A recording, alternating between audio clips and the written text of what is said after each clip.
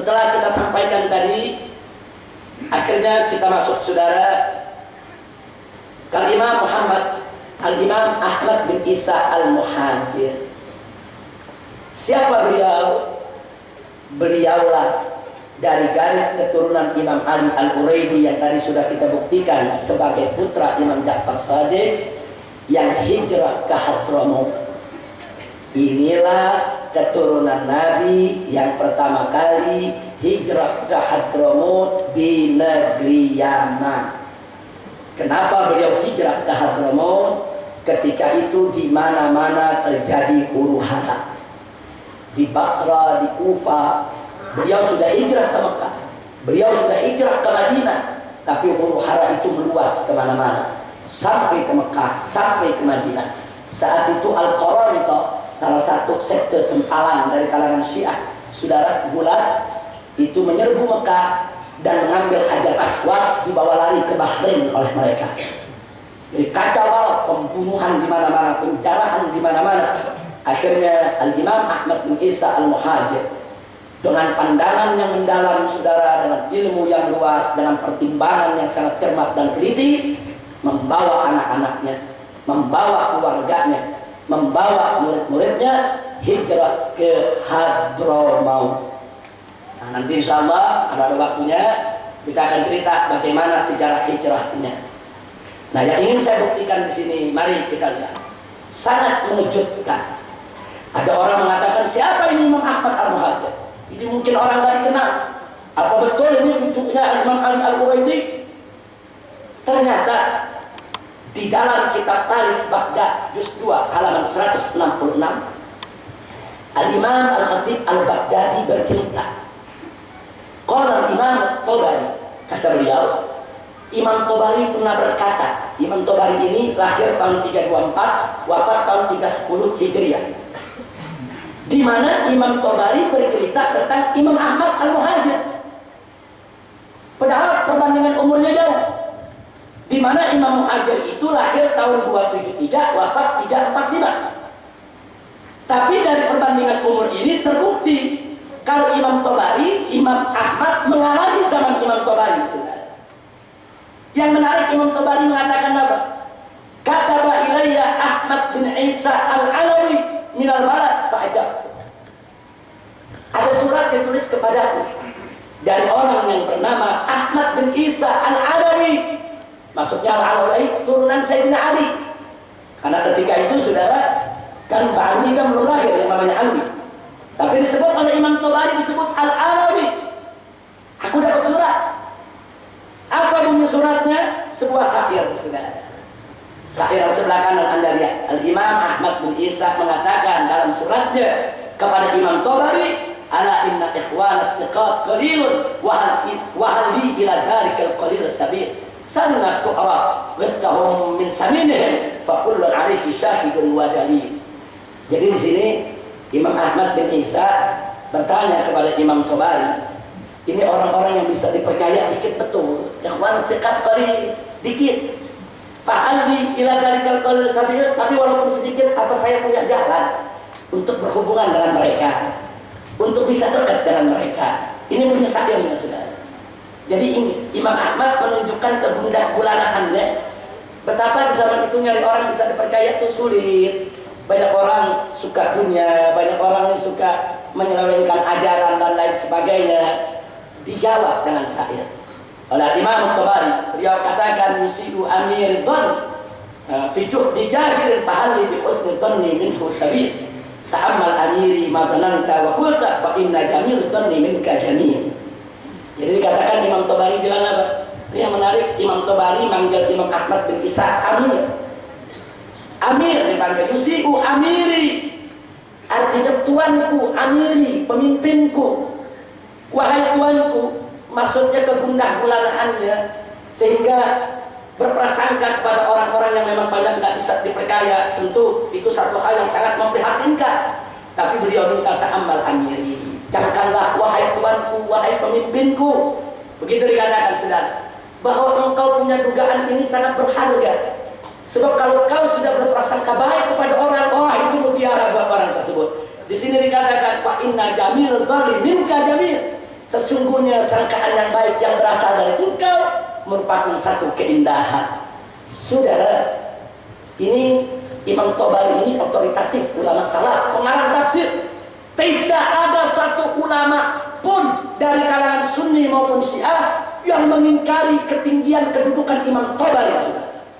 Nah, Imam Tabari dalam usia yang sudah lanjut bertemu dengan seorang pemuda keturunan Sayyidina Ali yang bernama Ahmad bin Isa. Beliau hormati, beliau hargai, 2 bait berturut-turut beliau panggil amiri, tuanku.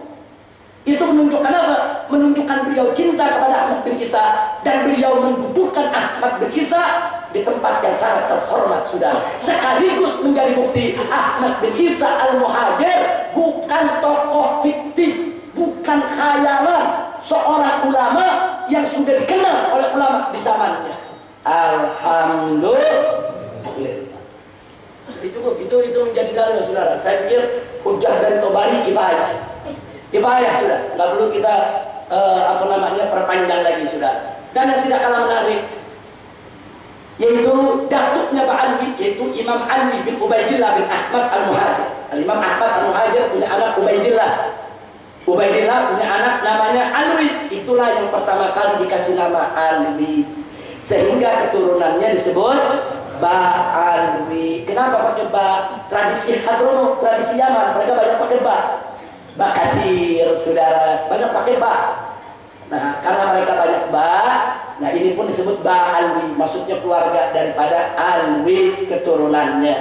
Nah, sekarang kita lihat di sini, saudara, Al-Imam An-Nasabah As-Syekh Muhammad Al-Muhibbi Ad-Dimsyqi dalam kitab Khulasatul Athar juz 1 halaman 74 menyebut nama Alwi, saudara. Jadi bukan hanya nama Ahmad al-Muhajir, nama cucunya disebut. Di sini beliau katakan wa ali Ba'alawi mansubun ila Alwi. Dan keluarga daripada Ba'alwi itu dinisbahkan kepada Alwi. Wa Alwi, dan Alwi ini huwa ibnu Ubaidillah, ibnu Ahmad, ibnu Isa. Jadi disebutkan dalam kitab tafsir, dalam kitab tarikh, saudara, Khulasatul Athar, kitab muktamad, otoritatif, yang sangat muktabar. Bahkan nama cucu daripada Ahmad al-Muhajir disebutkan. Bukan hanya dari garis Ubaidillah, Imam Ahmad al-Muhajir juga punya anak namanya Muhammad, keturunannya banyak di Irak, sudah. Disebut juga oleh Al-Imam An-Nasabah Abdul Hasan Al-Ubaidili yang wafat tahun 435 Hijriah dalam kitab Tahdzibul Ansab, di mana beliau menyebutkan, saudara, beliau menyebutkan, ini bukan tentang Fadil Muqaddam, maaf, itu salah. Beliau sebutkan wa Ahmad bin Isa al-Kabir min waladihi Abu Ja'far Muhammad bin Ali bin Muhammad bin Ahmad bin Isa. Jadi ternyata Ahmad bin Isa punya anak namanya Muhammad. Salah satu keturunannya imam besar di Hijaz, namanya Imam Ahmad bin Isa al-Akbar. Itu salah satu keturunan daripada Ahmad al-Muhajir. Keturunan mereka nggak ke Indonesia, saudara. Yang ke Indonesia itu yang tadi, yang dari Ubaidillah, saudara. Jadi Anda bisa lihat di sini tercatat dalam sejarah, nggak bisa dipungkiri. Mau dihapus dari mana itu buku? Ada bukunya udah ratusan tahun. Ini meninggalnya ya tahun 435 Hijriah, 1000 tahun yang lalu itu buku udah ada. Alhamdulillahirabbil alamin. Baik. Dari situ kita lihat, saudara, akhirnya perlu kita ketahui, ini yang nanti akan dibahas dengan panjang lebar oleh Habib Ali Zainal Abidin, bahwa dari yaitu keturunan Ubaidillah putra daripada Imam Ahmad yaitu Al-Muhajir, itu nanti ada yang bernama Imam Muhammad Shahid Mirbad yang meninggal tahun 556 Hijriah. Inilah datuknya Alawiyin, Ba'alwi, Habaib yang ada di Nusantara, Indonesia, selatan Thailand, selatan Filipina, Brunei, Singapura, Malaysia, semua Ba'alwi datuknya dari Al-Imam Muhammad Shahid Mirbad. Beliau punya putra, ada di sini keturunannya ada 2. Yang satu Al-Imam Ali, yaitu ayah daripada Al-Faqih Al-Muqaddam, dan Al-Imam Alwi, paman daripada Al-Faqih Al-Muqaddam. Al-Imam Ali, saudara, dengan Al-Imam Alwi putra daripada Muhammad Sahib Mirbad. Ini keturunannya, kalau saya lihat catatan Habib Ali Zainal Abidin yang dikirim ke saya lewat email, tidak kurang dari 149 leluhur Alawiyyin, 149 marga kalau orang Indonesia bilang, saudara. Di antaranya dari Al-Imam Ali itu ada keturunan As-Segaf, Al-Idrus bin Syahab bin Syekh Abu Bakar, Al-Attas, Al-Hamid, dan seterusnya. Nah, kemudian dari Amr Fadi, yaitu dari Al-Imam Anwi, saudaranya, itu ada Al-Haddad, ada bin Smith, ada Basurrah, ada Ba'bud, ada Bafarai, ada Bafadi, dan sebagainya. Ini nanti Al Zainal Abidin lebih paham. Untuk yang ke bawah, saudara, beliau pakarnya di bidang ini. Saya cuma memperkenalkan saja sedikit. Beliau punya catatan yang saya terima di 149. Itu baru yang dari garis ini aja, belum dari yang Sayyidina Hasan, belum dari turunan-turunan lain, saudara. Oh, luar biasa banyaknya. Nah, kemudian dengan data-data ini, saudara, nanti kita lihat di tangan Habib Ali Zainal Abidin ada bukti-bukti otentik pencatatan nasab yang turun-temurun. Kalau tadi saya cerita ulama-ulama tahun 300-an, tahun 400-an, lalu muncul pertanyaan, lalu anak-anak yang turun setelahnya, ulama mana yang nulis? Nah, itu nanti akan disampaikan oleh Habib Ali Zainal Abidin. Yang kedua, saya tambah satu, Imam Abdullah Al-Idrus, saudara. Al-Idrus yang wafat tahun 864. Kenapa saya pilih Imam Abdullah Al-Idrus? Kenapa bukan datuk saya saja bin Sahab, As-Syekh Ali bin Abi Bakar Sakral? Nah, biasanya kalau bin Sahab fanatik begitu tuh Habib Ali. Kenapa bukan saya ambil Habib Umar bin Abdurrahman Al-Attas? Saya punya ibu dari Al-Attas. Kenapa saya nggak ambil dari yang lain? Kenapa Habib Abdullah Al-Idrus saya cantumkan? Sebab nama Habib Abdullah Al-Idrus di zamannya harum kasyamsi, dikenal oleh ulama-ulama dunia. Jadi masyhur, bukan mastur. Nah, di antaranya Al-Imam As-Sakhawi yang wafat tahun 902 sudah. Dalam kitab Ad-Dar'ul Lami, mujallad jilid ke-3, juz ke-5, halaman 16, nomor 55. Beliau menceritakan tentang Al-Habib Abdullah Al-Idrus. Apa beliau katakan? Abdullah bin Abi Bakar bin Abdurrahman Aba Alawi As-Syariful Husaini Afifuddin Syekhatul wa Ruknuha. Ini pengakuan ulama, saudara. Imam Sakhawi, siapa enggak kenal? Ulama hadis, ulama tarikh, saudara. Imam Sakhawi.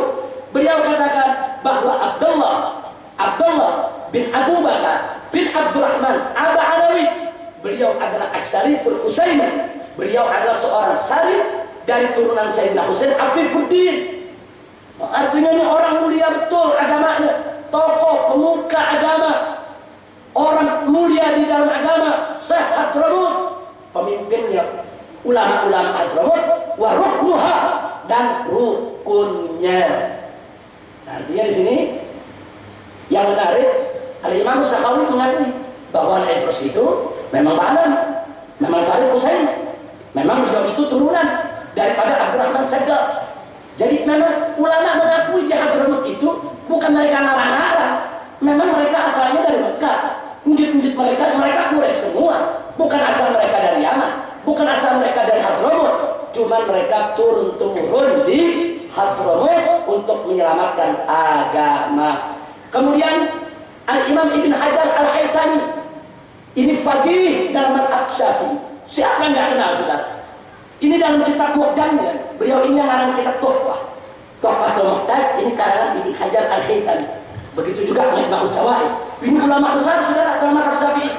Beliau katakan, siapa itu yang namanya Abu Bakar?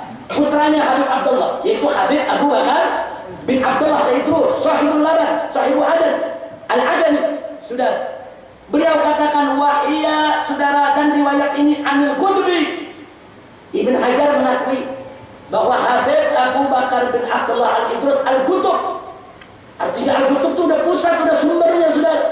Jadi kalau sudah disebut wali Qutub, itu pemimpinnya para wali, pemimpinnya para ulama, beliau akui Al-Qutub. Abi Bakar bin Abdullah Al-Idrus bin Abi Bakar bin Abdurrahman As-Segaf, dipanjangin sama Ibn Hajar, bin Muhammad bin Ali bin Alwi bin Muhammad bin Ali bin Muhammad bin Ali bin Alwi bin Muhammad bin Alwi bin Ubaidillah bin Ahmad bin Isa bin Muhammad bin Ali Al-Quraidi, disebut sampai Imam Ali Al-Quraidi.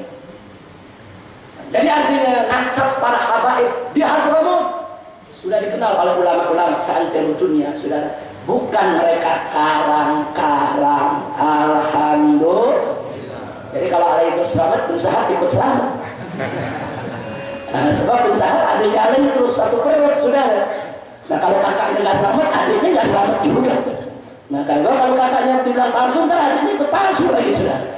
Alhamdulillah. Kira-kira jelas tidak? Paham semua? Baik. Nah ini sekedar catatan, tidak perlu saya bacakan. Nanti kalau ada mau fotokopi silakan. Saya tulis ada 20 kitab-kitab tarikh dan nasab yang mencatat nasab para habaib di Hadramut. Ini yang ngarang bukan habaib, yang ngarang dari luar habaib. Hanya ada 1-2 yang habaib, yang lain masyaikh yang karang. Dari kalangan masyaikh mereka yang karang kitab-kitab ini yang mencatat daripada nasab para habaib yang ada di Hadramut. Alhamdulillah. Jadi saya tidak perlu bacakan lagi. Nah ini sekedar nasab. Kalau anda mau lihat, nah, bagaimana itu nasab dari Nabi ke Fatimah Zahra, punya anak Al-Husain, punya anak Ali Zainal Abidin, ada tahun wafatnya, punya anak Muhammad Al-Bagir, punya anak Ja'far Shadiq, punya anak Ali Al-Quraidi, punya anak Muhammad Al-Najib, punya anak Isa Ar-Rumi, punya anak Ahmad Muhajir, dan seterusnya. Nanti dijelaskan oleh Habib Ali. Nah sekarang sebelum saya akhiri, karena waktu akan kita berikan kepada Habib Ali, langsung saja pertanyaannya. Apa sih urgensi ma'rifah nasab? Apa sih pentingnya tahu nasab? Ada 3 sekurang-kurangnya. Yang pertama, ada keterangan dari Nabi bahwasanya orang yang tidak mengakui nasabnya sendiri adalah kufrun. Ini riwayat Bukhari, Muslim dan Ahmad. Nabi mengatakan la tarkhabu an abaikum faman raghiba ghairi abi fahuwa kufrun. Jangan kalian tolak nasab kalian ke ayah kalian. Hati-hati menolak nasab kalian dari ayah. Siapa yang menolak nasabnya kepada ayahnya, itu adalah kekufuran. Ini hadis sahih Bukhari. Nah kemudian yang kedua kebalikannya, bagi yang ngaku-ngaku bernasab kepada yang bukan nasabnya, sudah. Jadi ada Habib ngaku Habib nomor 1 tadi, haram, kufur. Ada turunan Nabi dia nggak mengaku dia turunan Nabi, kufur, sudah. Nggak boleh dia tolak turunan. Kalau itu dia turunan Nabi, dia mesti akui dia turunan Nabi. Begitu juga sebaliknya, kalau ada bukan turunan Nabi, ngaku-ngaku turunan Nabi, mal'un, dilaknat.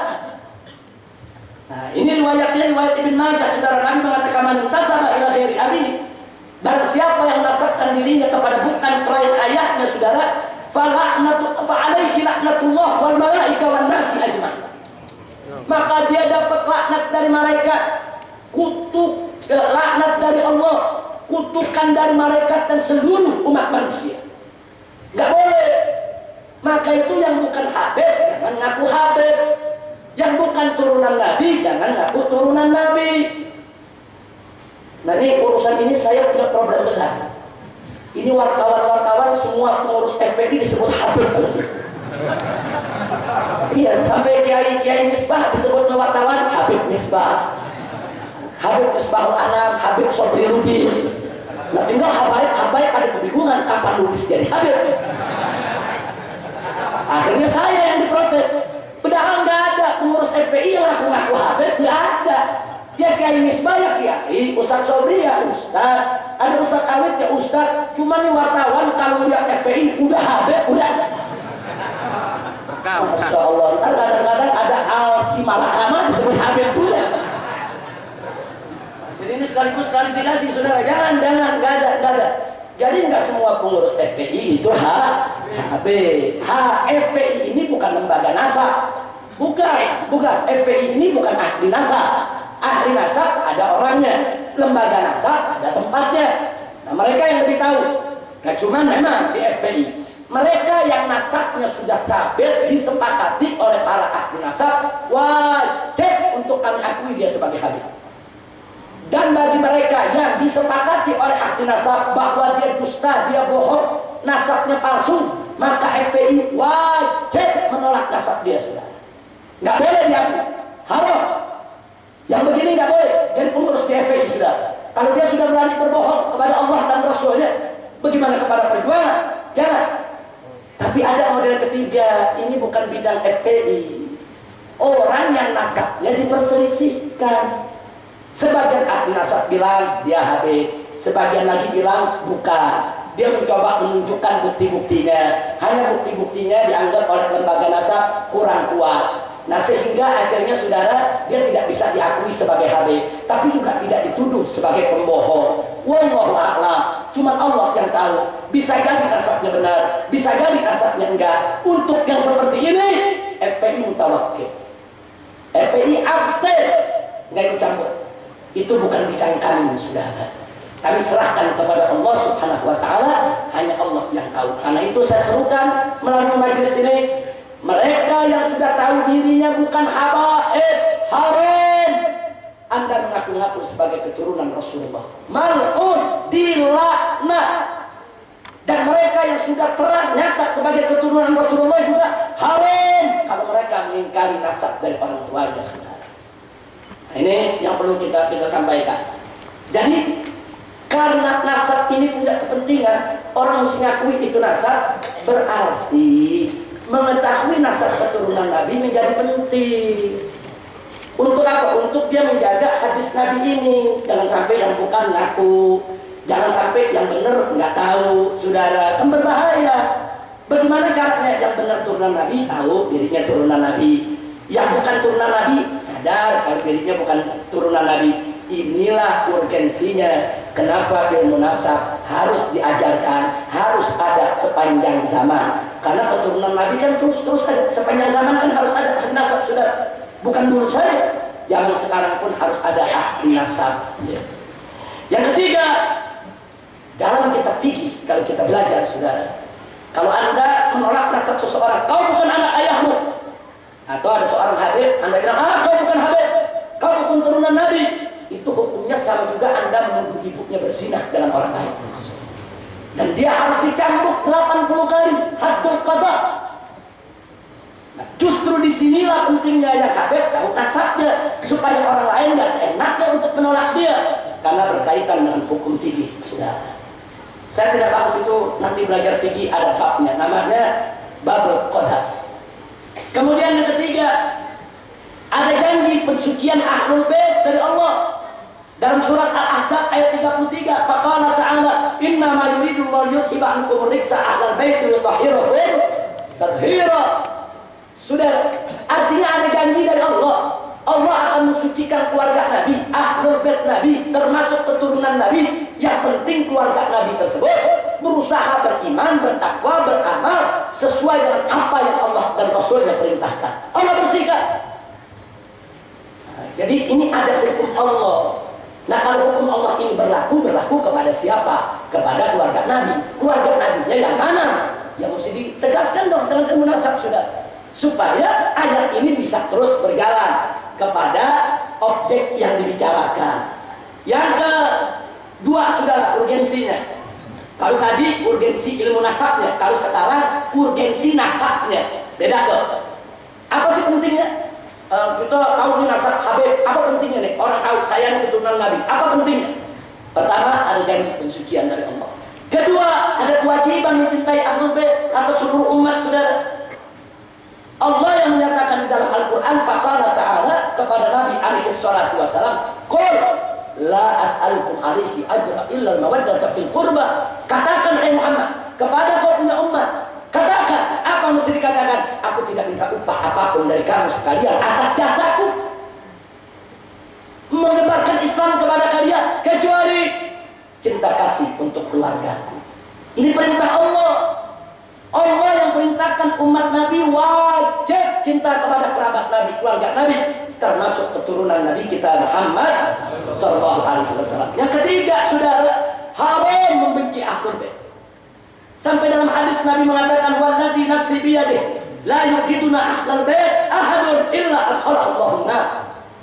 Kata Nabi, demi Allah yang jiwaku ada dalam kekuasaannya, tidak seorang pun di antara kalian membenci kami ahlul bait, membenci aku punya keluarga, kecuali Allah jebloskan dia ke dalam neraka jahanam. Nah, dan kita wajib dengan hukum Allah, menjalankan syariat Islam. Karena cinta keluarga Nabi wajib, benci keluarga Nabi haram. Itu bagian daripada ajaran syariat Islam, saudara. Kemudian yang berikutnya lagi, saudara, nggak sampai di situ. Keluarga Nabi ini ada bagian humusul humus, 1/5 dari 1/5 pampasan perang, saudara. Jadi suatu negara Islam kalau mendapatkan pampasan perang 1/5 dari 1/5, maksudnya 1/25 wajib diberikan kepada keluarga Nabi. Nah, kalau mereka nggak tahu siapa keluarga Nabi, mau dikasih kemana itu bagian? Ini di zaman Sayyidina Abu Bakar dijalankan, di zaman Sayyidina Umar dijalankan, di zaman Sayyidina Utsman dijalankan, di zaman Sayyidina Ali dijalankan, bahkan di zaman Bani Umayyah yang sering membunuhi keluarga Nabi tetap dijalankan. Luar biasa, nggak ada yang berani tolak ini hukum, karena ini hukum Al-Quran. Di zaman Bani Abbas dijalankan. Ini kewajiban agama. Nah, kalau sekarang orang nggak tahu mana yang Habib, mana turunan Nabi, mana yang bukan, bagaimana hukum ini bisa dijalankan? Nah, kemudian yang berikutnya lagi, keluarga Nabi itu haram untuk memakan zakat, sudah. Haram keluarga Nabi makan zakat. Sepakat semua mazhab, nggak ada satu mazhab pun yang mengingkari ini, sudah.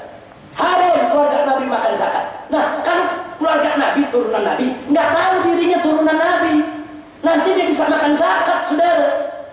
Untuk dia tahu keturunan Nabi, bukan buat sombong, bukan buat sok-sokan, bukan buat menghina orang lain, tapi untuk menjalankan hukum Allah, supaya dia jaga dirinya, jangan makan zakat, saudara. Kalau pertanyaan Habib, kalau turunan Nabinya miskin, melarat, bagaimana soal zakat?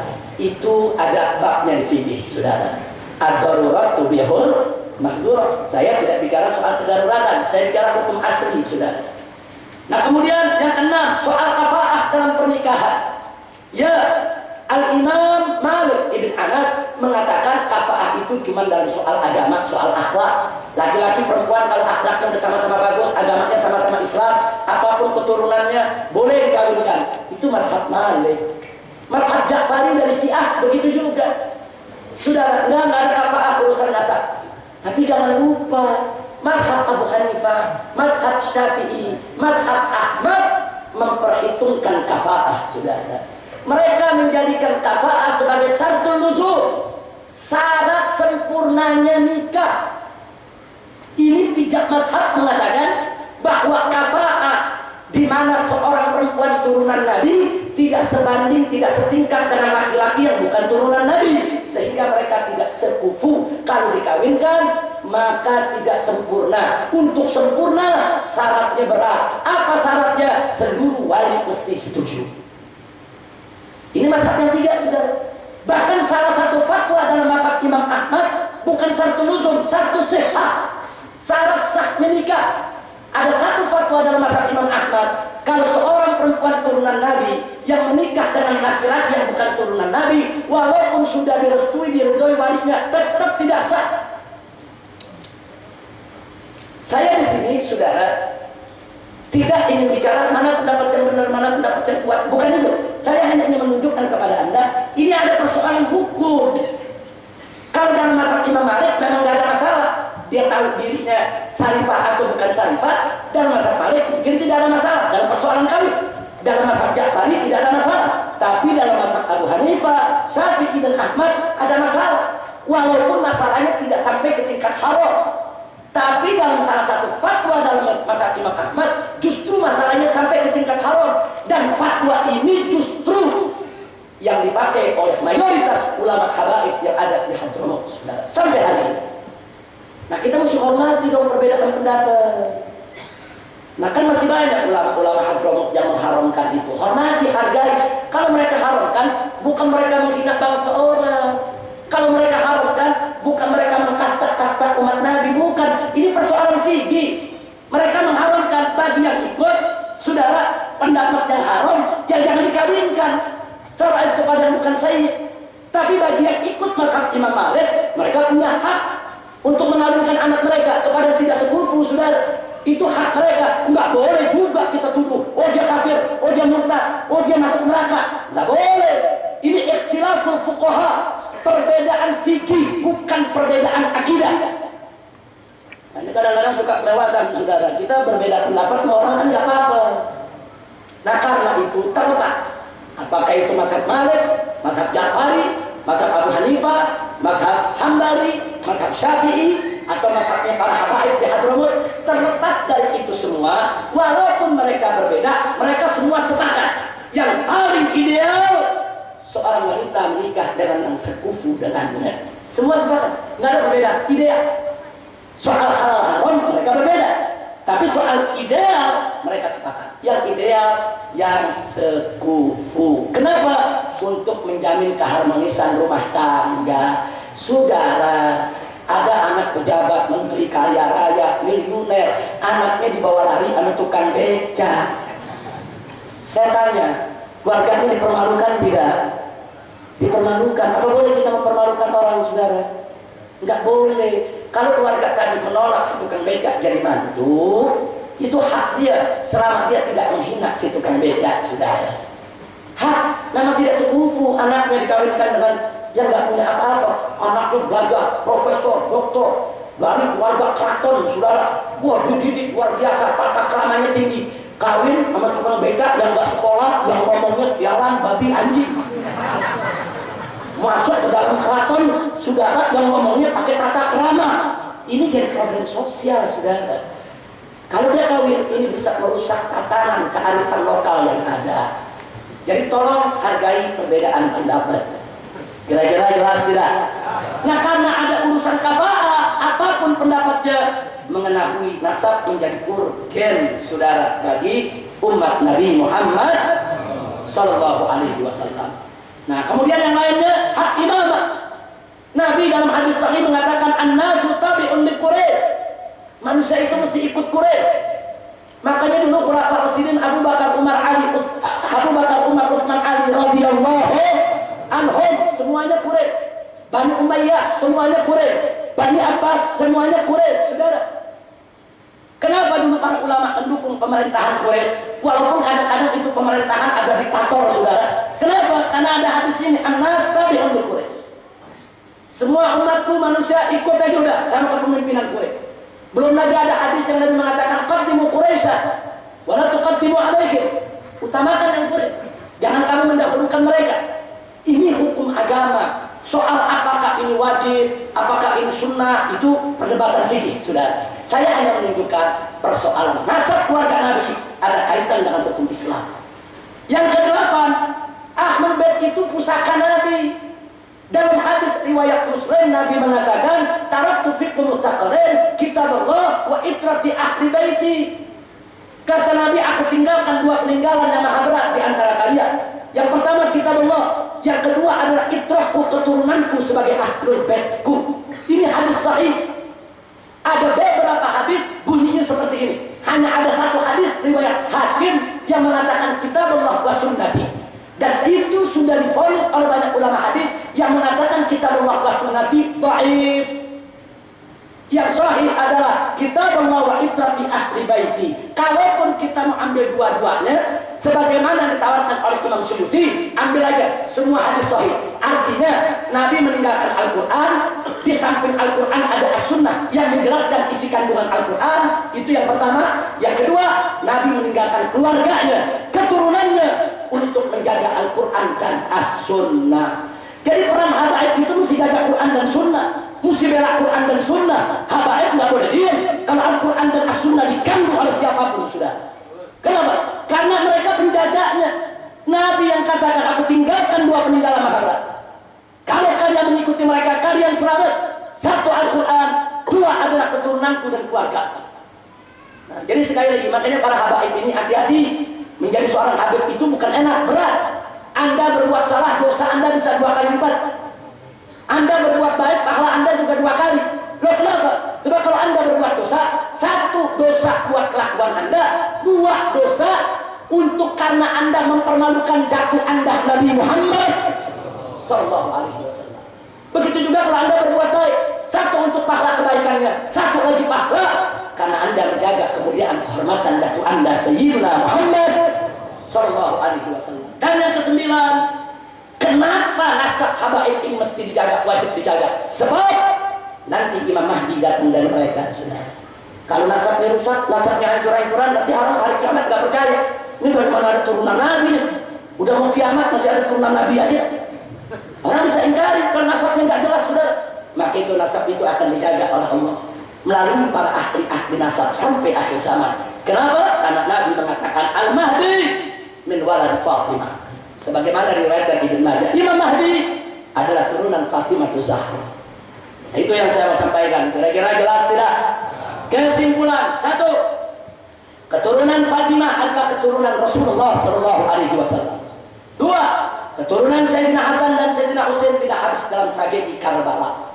Tiga, ijma ahli nasab bahwa As-Sajjad Ali Zainal Abidin, Imam Muhammad Al-Baqir, Imam Ja'far As-Sadiq, Imam Ali Al-Quraidi adalah zuriyah Sayyidina Husain ibn Ali ibn Abi Thalib. Empat, ijma ahli nasab bahwa Imam Ahmad Al-Muhajir adalah zuriyah Imam Ali Al-Quraidi. Dan kelima, ijma ahli nasab bahwa Ba'alwi yang ada di Hadramut yang menyebar turunannya ke Nusantara, Indonesia, Malaysia, Singapura dan seterusnya, mereka semua adalah turunan Imam Ahmad Al-Muhajir.